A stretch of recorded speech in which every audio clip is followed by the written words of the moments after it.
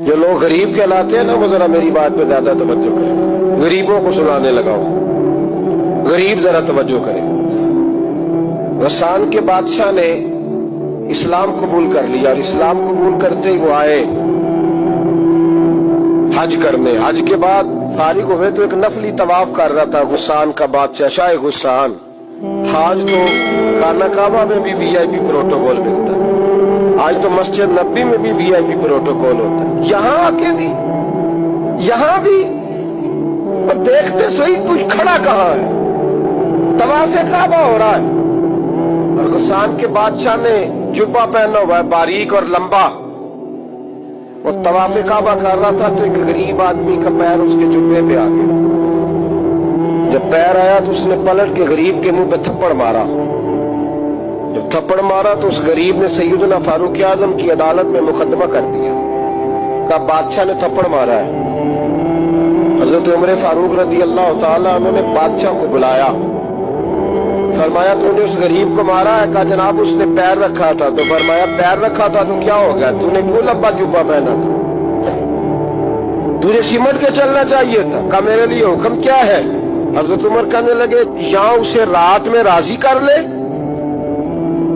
ورنہ صبح اسی جگہ اسی کونے میں خانہ کعبہ کے سائے میں وہ غریب تیرے منہ پہ تھپڑ مارے گا اور تجھے تھپڑ کھانا پڑے گا۔ غریبوں سنو سنو، ساری رات وہ غسان کا بادشاہ غریب کی منت کرتا رہا تو راضی ہو جا، جتنے غریب تن ہیں لباسوں سے دور دور اتنی ہی چادریں میں مزاروں سے چھین لوں، اور جتنے غریب گھر ہیں اجالوں سے دور دور اتنی ہی روشنی میں ستاروں سے چھین لوں۔ اتنی تو ہمتیں ہو میری کم سے کم بلند کہ شاہوں کے تاج فخر اشاروں سے چھین لوں۔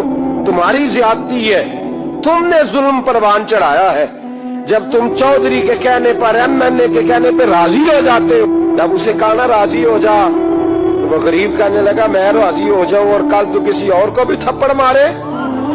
فرمایا جتنی تیرے پاس دولت ہے لا کے قدموں میں رکھ، ہم دولتوں کی پرواہ اس لیے نہیں کرتے کہ ہم نے محمد عربی کا چہرہ دیکھا ہوا ہے، اب میری نگاہوں میں جچتا نہیں کوئی، اس لیے کہ جیسے میرے محبوب ہے ویسا نہیں۔ ساری رات مناتا رہا۔ حضرت عمر سے کہنے لگا وہ نہیں مانتا، تو جناب عمر کہنے لگے پھر تیاری کر لیں، ہم بادشاہ نہیں دیکھیں گے، دولت نہیں دیکھیں گے، ہم رسول اللہ کا دین دیکھیں گے، ہم نبی پاک کا نظام دیکھیں گے۔ وہ بادشاہ رات کو دوڑ گیا، بھاگ گیا، جا کے عیسائی ہو گیا۔ لوگوں نے کہا اتنا قیمتی آدمی عمر نے ضائع کر دیا۔ فرمایا چپ کرو، میں نے کوئی چیز ضائع نہیں کی، میں نے تو اپنے رسول کا دین بچا لیا ہے، کوئی شے ضائع نہیں ہوئی۔